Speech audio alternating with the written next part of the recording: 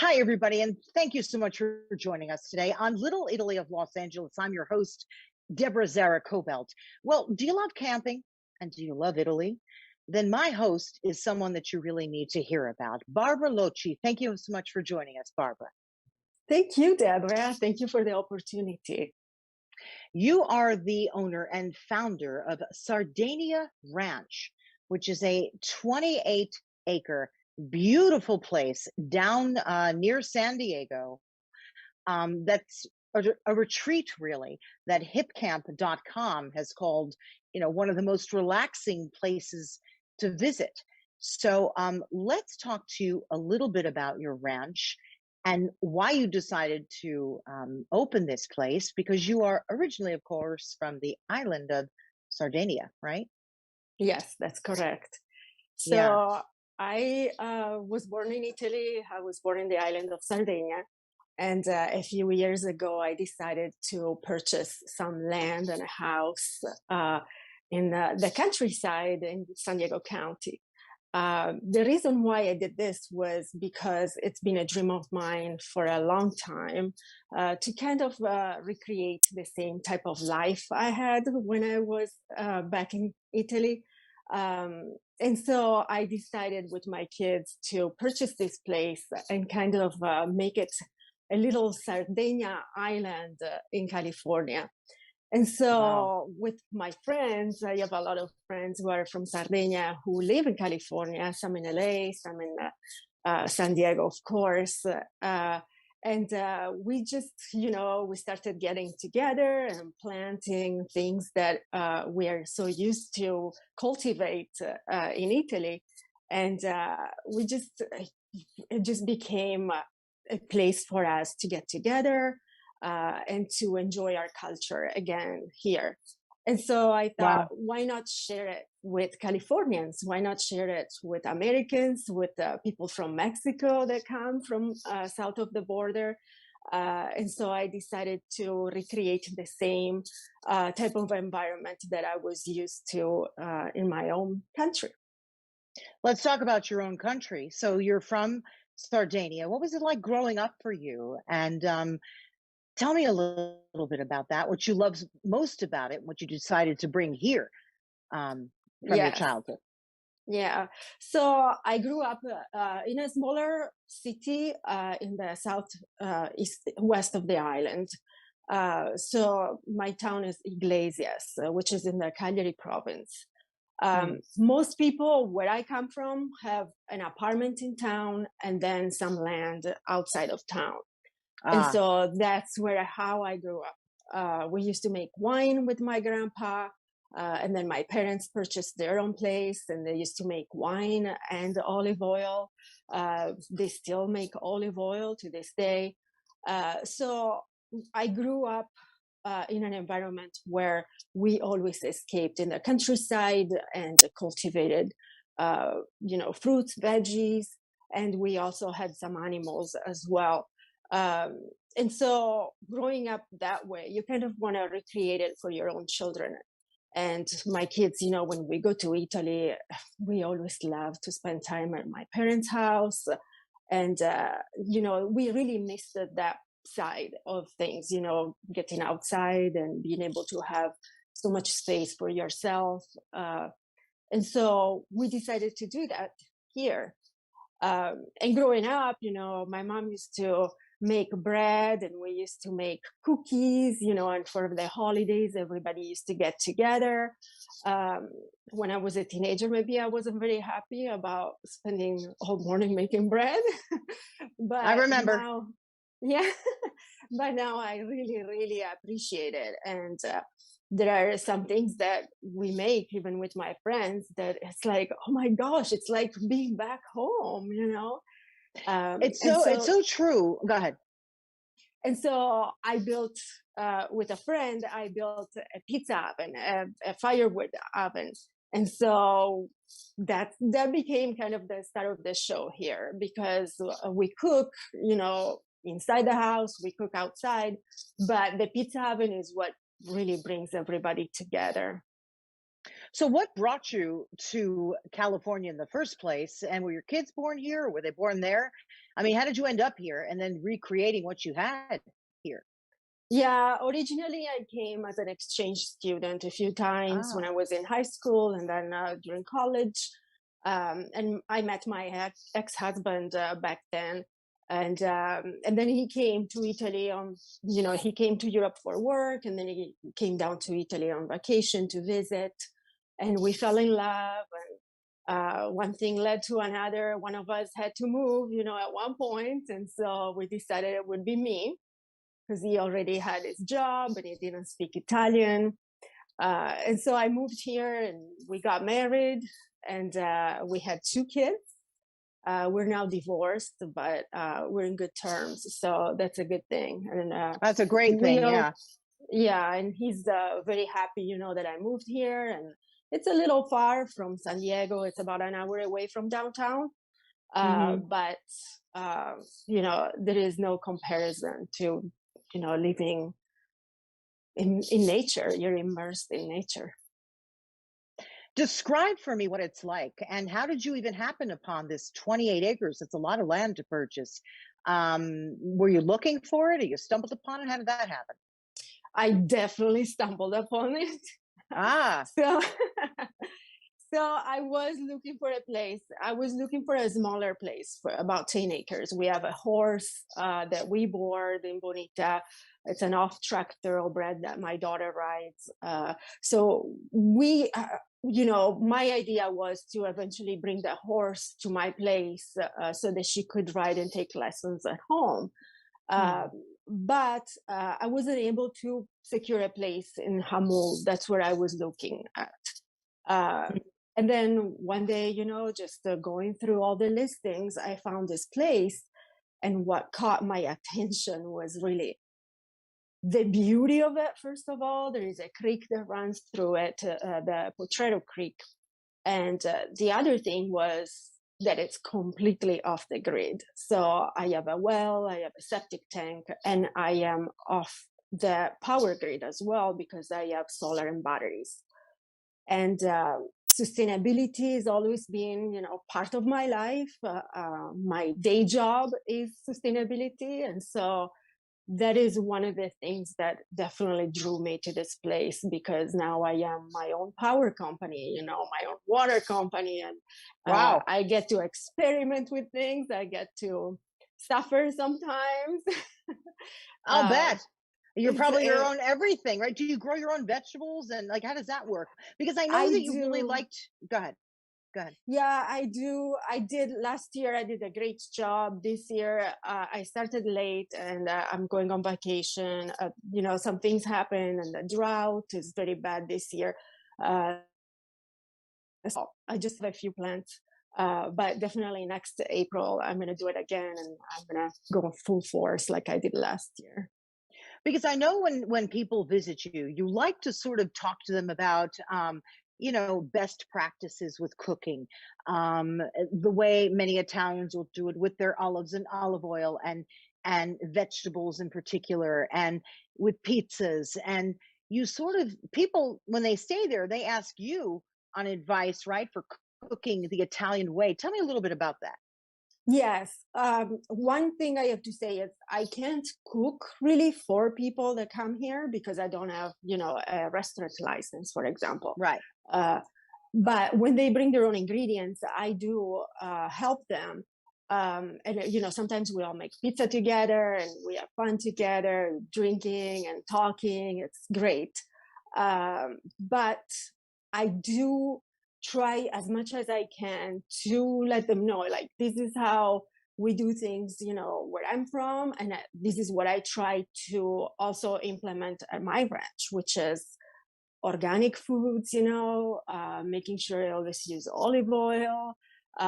These are my herbs, you can use my herbs. They can pull them and use Mm. them to, cook for themselves here.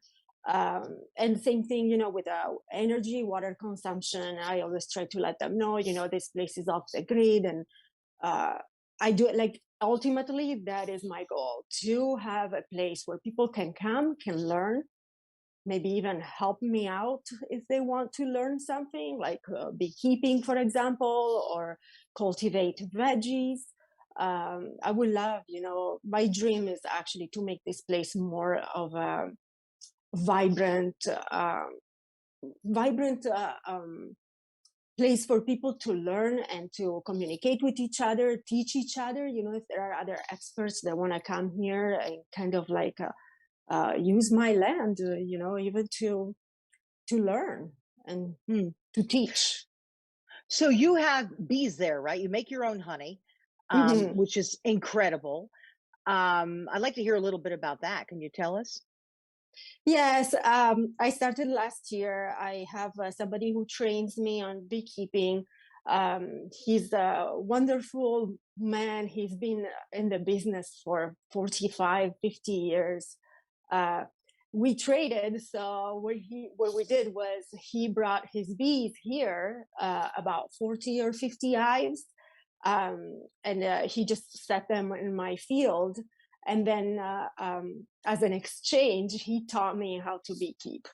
And so Wow. it's been wonderful. And he stops by, we check on the bees together. He shows me things that I can do. And it's amazing. It's an amazing partnership. Wow. So you've got that going. Have you ever taught any of the people about how to make honey and beekeeping? People who come and stay there or no? Mm, I talked to them about it. Hmm. I haven't, not hands on, not yet. Some people Hmm. may be allergic, there are things, it's not super easy in California to do things like that. No, it's really not. I think nothing's really that easy in California. It's so much different here. In fact, I was thinking as you were talking to me about your childhood and about how kids often grow up here, it really is so different. And I often wonder, why does it have to be so different? Somewhere along the line, our village got lost in, Yes, right? In the US a yes. little bit. And I believe through your ranch, you're trying to establish that again. It's like, well, here's what my village was like. Come join my village. Is that right? Or come at least learn a little bit about Yes. my village, right? Yeah, exactly. And in an easygoing way, and you go to Mexico and you see the same thing, very easy, to be able to find a family that will teach you things. And if they have a cafe, and you're interested in going to the kitchen, they will allow you to go into the kitchen and see how they do things and prepare things. And so it would be nice if we can have that type of environment here where we can share with each other, our knowledge and our culture and our uses, things that are done differently in different cultures. And that's the beauty of sharing it. Now, people need to bring their own, Pizza dough. pardon, their The own pizza trailer. dough, yes.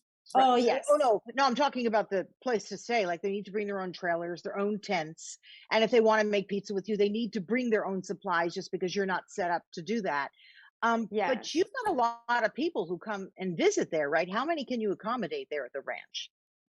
The limit is 10 people, but it goes on a case by case basis. If somebody wants to have a family reunion and there are 15, 20 people, I Ooh, may be able to accommodate them. And, the space, there is the space. When we get together with my friends, usually there is about 25, 30 of us. yeah. You know who really has given you like glowing reviews? Gary Vitti, right? The former Yes. head trainer over at the Lakers. Tell me a little bit about him and his stay there. He loves it. Oh, Gary and Martha, they're amazing. And if you're watching this, hi guys. And I can't wait to see you again in September. They're coming back. Yeah, he's so easygoing and so helpful, in the way he speaks. And he just makes you feel at ease. And so we definitely hung out. I'll tell you that. Yeah. Yeah, How long so do they're wonderful. How long do people stay when they come there? Because I know it's very reasonable. If you want to tell us, how much it costs per night, it's so reasonable. It's like, wow, I could stay for a month. But how long do they stay generally when people come? Do they pass through? Do they make it a vacation destination? What are they doing? Yeah, I get a little bit of everything, but I must say most of the time it's 2 nights. So they will Hmm. get here maybe on Friday afternoon and leave on Sunday. And Mostly I get families or groups of friends that want to spend time together and make pizza. Definitely the pizza oven is like what a lot of people pick my place for. Um, and We make pizza usually together, or if they want privacy, I just give them privacy. And so usually it's families that stay for a couple of nights. But I do get passerbys, people that are traveling cross country, and they have amazing stories. It's great. Yeah, and I guess that people sort of collect, right? And get to know one another and get to know you. I mean, it's a ranch in California, but Italian style, really, right? Exactly. Yes. Yeah. Tell me a Yes. little bit about, apparently you have this frog on in the pond there, or in the creek, that's protected. Yeah. I read about that. Could you tell me a little bit about that? Yes, it's called the arroyo frog, arroyo toad, Ah, and the scientific name is the Bufo californicus. It lives here in the Potrero River, and between January and May, um, it just they I guess they all come out, and there is a concert every single night, oh and they wow. start all together, and then they stop all together, and then they start again. It's really amazing.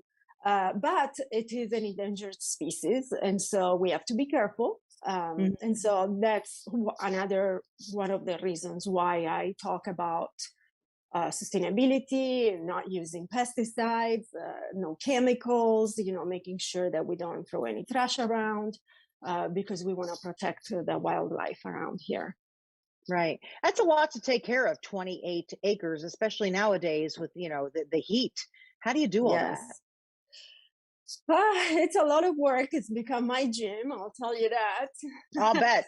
Yes, but I get some help. I have somebody in town that comes and helps me sometimes, especially when you have to use a chainsaw, um, things like that that are more dangerous. I don't really touch. But there is a lot of fire clearing that needs to be done, and just keeping up, keeping it tidy and clean, and just welcoming people.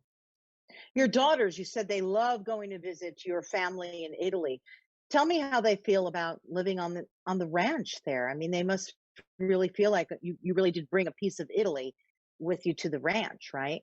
Yes, my kids love it. I have two teenagers, so sometimes it's hard to get them off their phones, just like everybody else. But they love it here, and they help me as much as possible. My daughter prefers to help me around the house, which is okay. My son is the one who helps me more outside. But then when we all get together, it's fantastic that they also, come out and we do things together, and we go hiking, and we go riding. My son rides his motocross to Tecate Peak, and it's a lot Wow. of fun.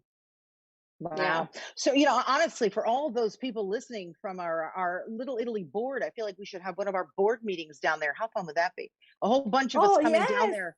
Wouldn't that be fun? Because I know Anna, she absolutely recommended it. She loves going there, said it's so relaxing. That's where she likes to go to sort of relax and chill out and just escape whatever is going on in her life and world and in her mind. That would be sort of a fun retreat, wouldn't it? Yes, yes. That's a goal of mine, to have a place for events, retreats, corporate retreats, as well as weddings. So I'm That's your goal. slowly, slowly going up that way.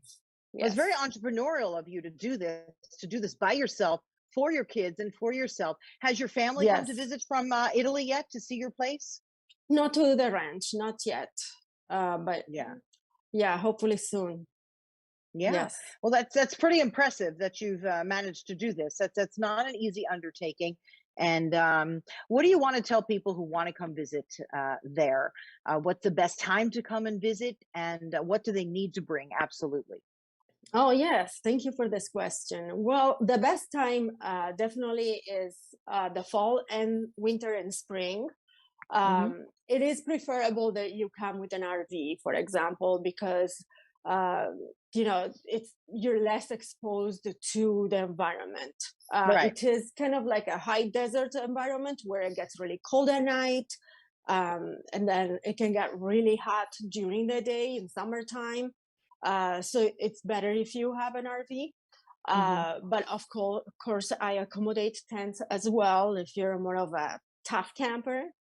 um, and what I recommend that they bring, definitely, like, if you want to have the experience of making pizza, if you have never done it, that's a lot of fun.